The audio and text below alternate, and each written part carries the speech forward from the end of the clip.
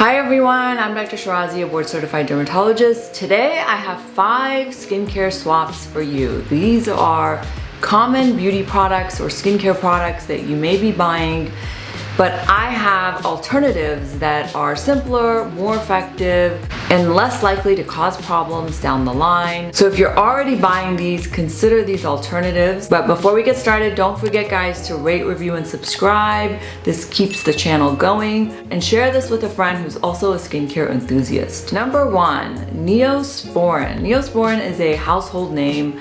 We use it for minor cuts, if we get a scrape, but really you can just use white petroleum jelly. In fact, that's what Neosporin really is.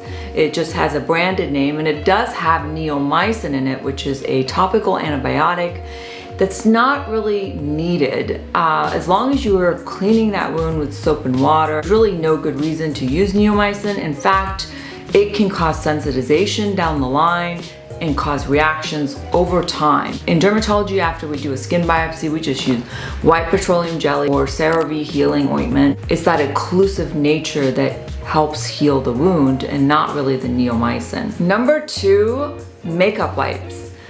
Instead of makeup wipes, you can actually buy baby wipes that are significantly less expensive and have less chemicals per se than makeup wipes if you are a wipe kind of person. I don't recommend either one, but baby wipes you can get for $7 for 72 count pack, whereas makeup wipes are $25 for the same price. So it might be more worth your while to use baby wipes to take off your makeup as opposed to makeup wipes. But I actually favor you use La Viva towelettes. These are really soft towelettes that come in big rolls. In fact, you can get 6 of them. What I like about them is they don't have a lot of chemicals like makeup wipes or baby wipes do. You can just use a little bit of water or a little bit of gentle cleanser and use that to remove your makeup as opposed to wipes. In fact, when I did pediatric dermatology, we would encourage new mothers with little babies to avoid baby wipes and instead use these towelettes with just plain water because they were safer and we saw less diaper rashes and reactions because there's a lot of chemicals in these products. Number 3, hydrogen peroxide, another household name. We love using hydrogen peroxide to clean out wounds, new piercings that we may have gotten. But hydrogen peroxide is actually very caustic to the skin. It causes a lot of skin damage. It kills bacteria, but it also kills your skin. So you're much better off using hypochlorous acid solution, which is much more gentle and effective. It helps clean the wounds and keep bacteria off the skin. Number 4, natural deodorants. I have a lot of patients that come into my office because they have switched from regular deodorants because they say aluminum irritates their skin, or they're having dark underarms, or they think aluminum causes cancer.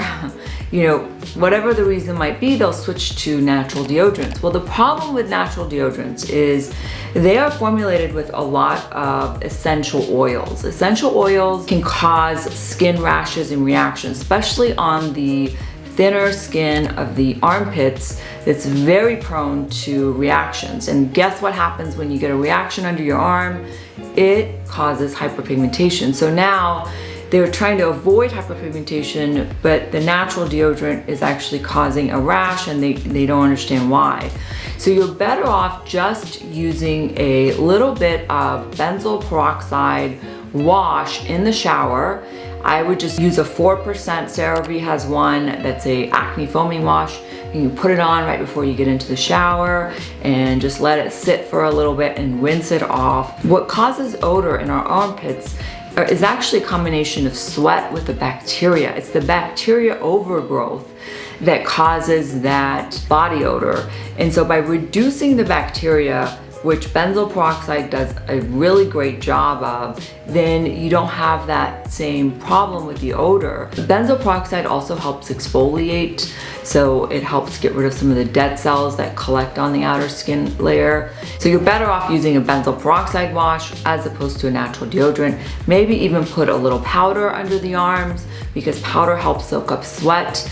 And so you want to avoid sweat, and you want to avoid the bacteria that grows in that environment. Number 5, sunscreen for the eyes. A lot of people complain that they don't put sunscreen around the eyes because it stings, it gets into their eyes, it burns. Well, a little trick is use a lip balm with SPF for the skin around your eyes, because lips, like the eyes, are very thin and they're more sensitive. So those formulations are designed for thinner, more sensitive skin. The eyelid skin is very reactive. So even your mineral sunscreens, even sensitive skin sunscreens can sometimes burn or irritate that skin. So instead, you can use, like EltaMD has a lip balm that you can use, and the applicator makes it very easy to use around the eyes. Or even better, use an all-in-one product like iGlow AM. What I love about this product is it has a hydrating peptide serum, which helps with fine lines and wrinkles,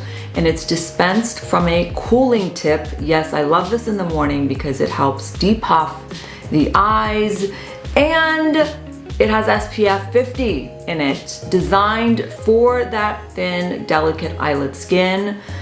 And on top, if that wasn't enough, it's also a concealer. Actually, I'm wearing it now. It's so multifunctional. I am obsessed with this product because it dubs as a concealer, a beauty tool, a hydrating peptide serum, and a sunscreen that doesn't burn your eyes.